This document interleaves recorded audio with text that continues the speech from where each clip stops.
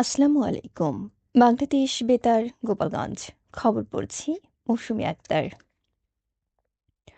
ভারপ্রাপ্ত রাষ্ট্রপতি হাফিজউদ্দিন আহমদ বীর বিক্রম বলেছেন, মুক্তিযুদ্ধ কোনো রাজনৈতিক দলের যুদ্ধ ছিল না, বরং এটি ছিল জনগণের যুদ্ধ এবং গণতন্ত্র, ভোটাধিকার, মানবিক মর্যাদা ও সম অধিকার প্রতিষ্ঠার সংগ্রাম। গতকাল ঢাকায় কুর্মিটোলা গলফ ক্লাবে বাংলাদেশ লিবারেশন সোর্সের ফাউন্ডেশনের ৫৪তম কমিশনিং ও ফেলোশিপ ডে অনুষ্ঠানে প্রধান অতিথির বক্তব্যে তিনি এসব কথা বলেন। রাষ্ট্রপতি বলেন, মুক্তিযুদ্ধের অসংখ্য ঘটনা, ত্যাগ ও বীরত্বগাথা এখনও যথাযথভাবে ইতিহাসে স্থান পায়নি। এসব ইতিহাস সঠিকভাবে লিপিবদ্ধ করে নতুন প্রজন্মের সামনে তুলে ধরতে হবে। তিনি আরও বলেন, দেশে আর কোনো স্বৈরশাসনের সৃষ্টি হওয়া উচিত নয়। গণতান্ত্রিক ব্যবস্থাকে শক্তিশালী করে বৈষম্যহীন ও সমৃদ্ধ বাংলাদেশ গড়ে তুলতে সবাইকে কাজ করার আহ্বানও জানান হাফিজউদ্দিন আহমদ। টেকসই গণতন্ত্র প্রতিষ্ঠায় স্বাধীন, দায়িত্বশীল ও শক্তিশালী গণমাধ্যমের বিকল্প নেই বলে মন্তব্য করেছেন স্থানীয় সরকার, পল্লী উন্নয়ন ও সমবায় মন্ত্রী মির্জা ফখরুল ইসলাম আলমগীর।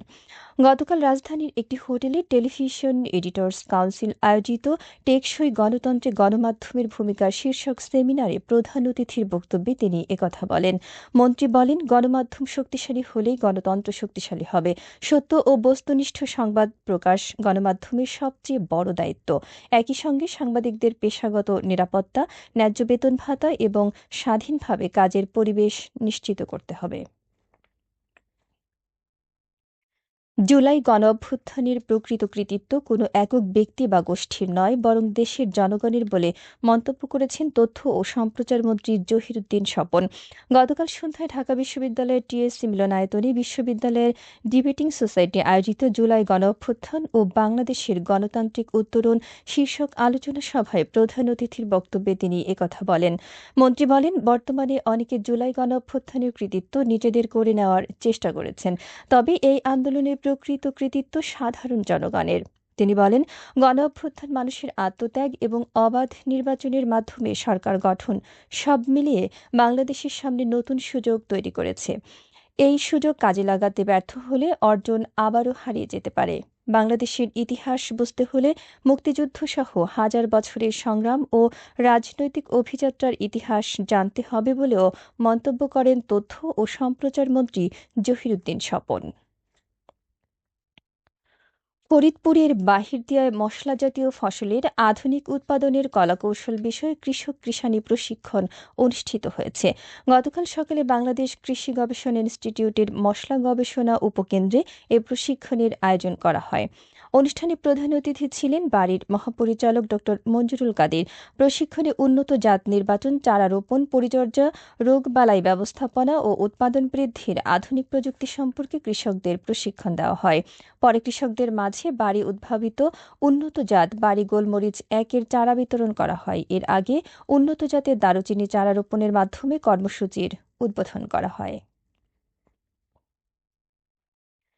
মাদারীপুরে মাদকবিরোধী অভিযানে ৩০০ পিস ইয়াবাসহ ৭ জনকে গ্রেফতার করেছে গোয়েন্দা পুলিশ।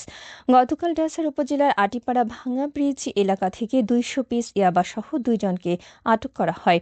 অপরদিকে পাথুরিয়া পাড় এলাকা থেকে আরও ১০০ পিস ইয়াবা উদ্ধার করা হয়। এ সময় ৫ কারবারিকে আটক করা হয়েছে। গ্রেফতারকৃতদের বিরুদ্ধে আইনগত ব্যবস্থা প্রক্রিয়াধীন। মাদক ও অন্যান্য অপরাধের বিরুদ্ধে অভিযান অব্যাহত থাকবে বলে জানিয়েছেন জেলা পুলিশ। খেলার খবর ফুটবল।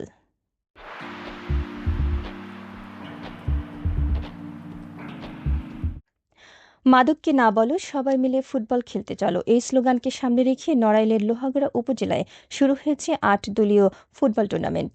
গতকাল বিকেলে ইতনা ইউনিয়নের কাজীপাড়া পাংখারচর ফুটবল মাঠে এ টুর্নামেন্টের উদ্বোধন করেন ইতনা ইউনিয়ন বিএনপির সাধারণ সম্পাদক ও লোহাগড়া উপজেলা বিএনপির নির্বাহী সদস্য সর্দার তানবীর হোসেন। উদ্বোধনী খেলায় নড়াইল জেলার খালিশাখালী স্পোর্টিং ক্লাব কেএসসি ট্রাইব্রেকারের ৩-০ গোলে গোপালগঞ্জের গোপীনাথপুর ফুটবল একাদশকে পরাজিত করেছে। দক্ষিণ লঙ্কাচর পাংখাচর যুব সংঘ এ টুর্নামেন্টের আয়োজন করেছে।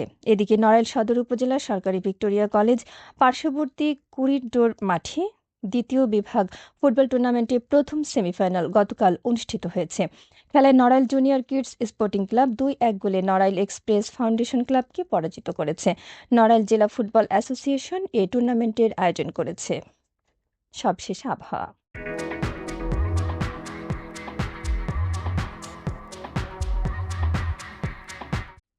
আজ বেলা ১টা পর্যন্ত আবহাওয়ার পূর্বাভাসে বলা হয়েছে, দেশের অভ্যন্তরীণ নদীবন্দরসমূহের জন্য কোনো সতর্কবার্তা নেই এবং কোনো সংকেতও দেখাতে হবে না। খবর শেষ হলো। আমাদের পরবর্তী খবর প্রচারিত হবে সকাল ১০টা বেজে ৩০ মিনিটে বাংলায়।